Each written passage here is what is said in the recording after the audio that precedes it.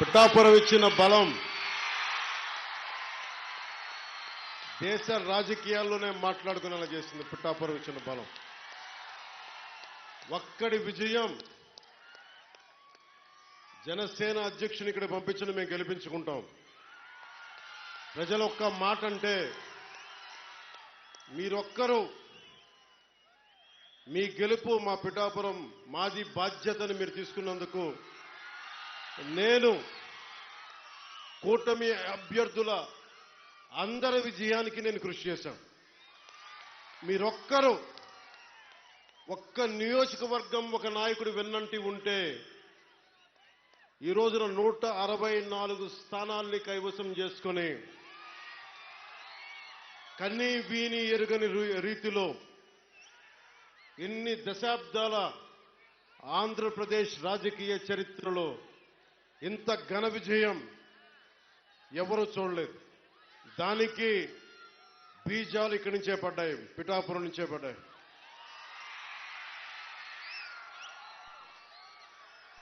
మీరిచ్చింది మామూలు శక్తి కాదు. నేను ఎంత ఉబిళ్ళూరిపోయానో. గెలుపు పిఠాపురంలో కూటమి తరపున జనసేన ఆధిక్యతలో ఉంది. పవన్ కళ్యాణ్ మనకి మెజారిటీ ఇంత ఇంత చెప్తా ఉంటే అనుక్షణం నాకొచ్చి మీకొచ్చి 2 చేతులు ఎత్తి నా హృదయపూర్వకమైన ధన్యవాదాలు తెలుపుకోవాలి మీ అందరికీ.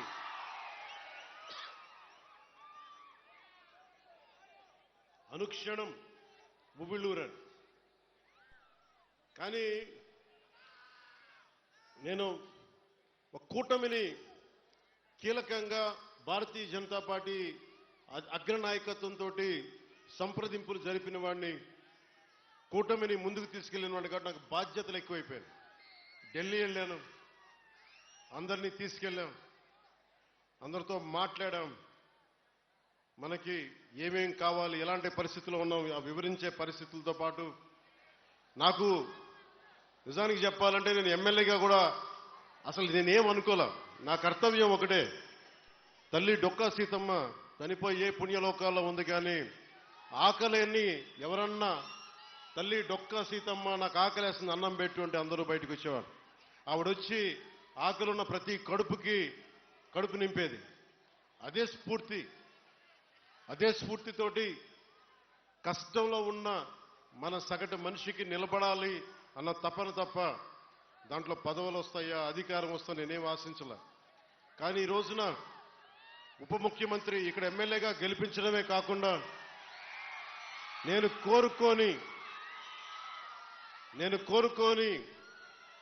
ఉప ముఖ్యమంత్రి స్థానాన్ని కూడా మీరు మనస్ఫూర్తిగా వచ్చినందుకు దానికి ఆ విజయాన్ని మీకే అంకితం చేస్తున్నాను. ఎమ్మెల్యేగా గెలిపించారు. మీరిచ్చిన స్ఫూర్తిని తీసుకొని పిఠాపురంలోనే పవన్ కళ్యాణ్ గెలిపించాలి అంటే జనసేన ఉన్న ప్రతి చోట మనం తీసుకున్న తక్కువ సీట్లే 100% గెలవాలి అని ఒక్క పిలుపునిస్తే భారతదేశంలో ఎన్ని స్థానాలు గెలుచుకున్నది ఎంత న్యూస్ అయిందో లేదో తెలియదు. కానీ ఇన్ని దశాబ్దాలు 20 మన అసెంబ్లీ స్థానాలు, 2 పార్లమెంట్లు, 23 స్థానాలకి 23 స్థానాలు 100% స్ట్రైకింగ్ రేట్ 100% గెలుచుకోగలిగామంటే మీరు ఎంత బలంగా నిలబడ్డారో. ఈ రోజున దేశం మొత్తం ఒక చరిత్ర అయింది. భారతదేశపు రాజకీయ చరిత్రలో ఇలాంటి అద్భుతమైన విజయం ఎవరు చూడలా. అది ఇచ్చినందుకు జన సైనికులకి, ముందుగా వీర మహిళలకి, కూటమి నేతలందరికీ, కూటమి కార్యకర్తలందరికీ, అసలు జనసేన అనేది ఎందుకు మాట్లాడారంటే ముందుగా భయంతో ఉండిపోయాం. 2019 నుంచి 2024 వరకు భయంతో ఉండిపోయింది నేల. 5 కోట్ల మంది ప్రజలు కొద్ది మంది చేతిలో భయపడతారా?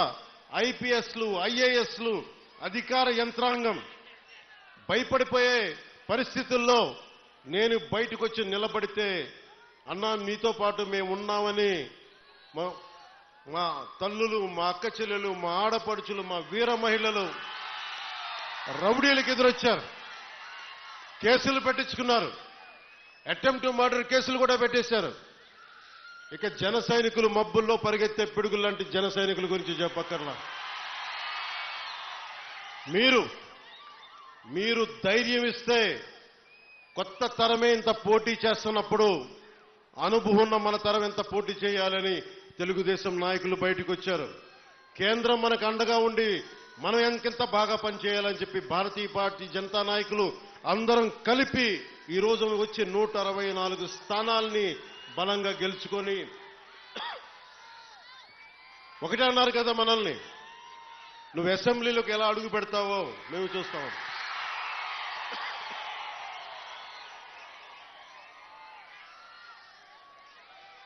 నువ్వు అసెంబ్లీలోకి ఎలా అడుగు పెడతావు, నువ్వు అసెంబ్లీ గేటును కూడా తాకలేవన్నారు.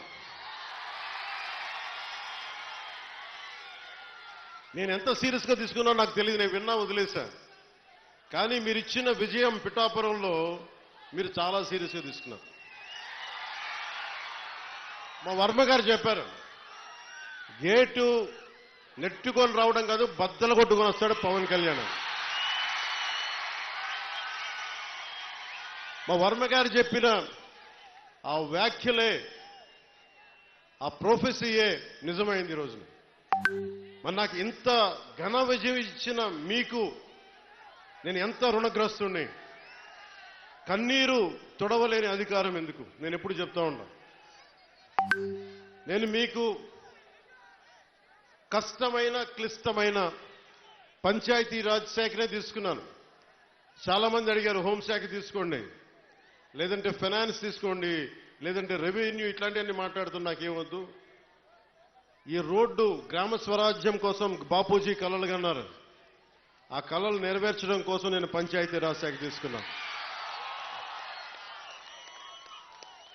నేను ఒకటే చెప్పాను అధికార యంత్రాంగానికి అందరికీ మొట్టమొదటి మీటింగ్లో, నాకు లంచాలు అవసరం లేదు, మిమ్మల్ని ఎవరిని డబ్బులు అడగను. నేను ఈ కాంట్రాక్ట్ ఎవరికి ఇస్తున్నారని అడగను. కానీ నేను అడిగేదల్లా ఇచ్చిన కాంట్రాక్టర్ సవ్యంగా పనిచేస్తాడా లేదా, అదొకటే అడుగుతున్నా. అలాగే ముందస్తుగా చెప్పిన మీటింగ్లో, రివ్యూ మీటింగ్లో ఒకటే అడిగా, నేను ఇప్పుడు దాకా నా జీవితంలో నేను సంపాదించిన డబ్బు అకౌంట్లో కూడా ఎప్పుడు చూడడం. ఖర్చు అయితే ఖర్చు అయింది, ట్యాక్స్ వచ్చే డబ్బులు వచ్చినాయి, ట్యాక్స్ కట్టే ఇంతే పెట్టుకున్నా. కానీ ప్రజల డబ్బు వచ్చేటప్పటికి, మీ డబ్బు అనేటప్పటికీ ఎంత ఒళ్ళు ఉంచి పనిచేశానంటే, ఎంత ఒళ్ళు ఉంచి పనిచేస్తున్నాను. ప్రతి రూపాయికి లెక్క అడుగుతున్నా, ప్రతి రూపాయికి. మీ కష్టం అది, మీ స్వార్జితం. తాజ్మహల్ కట్టి నిర్మాణానికి రాళ్ళెత్తిన కూలీలు ఎవరంటారు?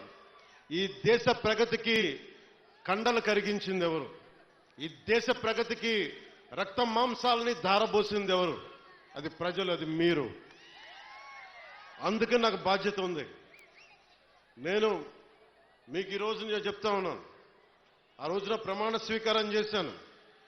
మొన్న మన కార్యకర్తల సమావేశంలో ప్రమాణ స్వీకారం చేశాను. ఎమ్మెల్యేగా నేను ఈరోజు మళ్ళీ మీ ముందు ప్రమాణ స్వీకారం చేస్తున్నాను. పవన్ కళ్యాణ్ అనే నేను భారత రాజ్యాంగానికి కట్టుబడి నన్ను అఖండ మెజారిటీతోటి గెలిపించిన నా పిఠాపురం పుర ప్రముఖులకు, పెద్దలకు, ప్రజలకు, యువకులకు, ఆడపడుచులకు, తల్లులకు, యువతులకు, ప్రతి ఒక్కరికి, అన్ని వర్గాల వారికి, ఎస్సీ, ఎస్టీ, బీసీ, ఓసీ, అన్ని మతాలు, ఇస్లాం, క్రిస్టియానిటీ, అన్ని కులస్తులందరికీ నేను హామీ ఇస్తున్నాను.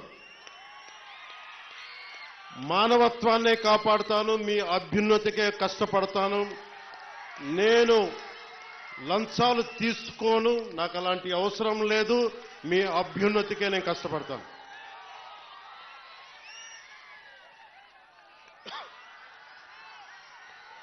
నేను చాలా రోజుల నుంచి మీకు చెప్తా ఉన్నా,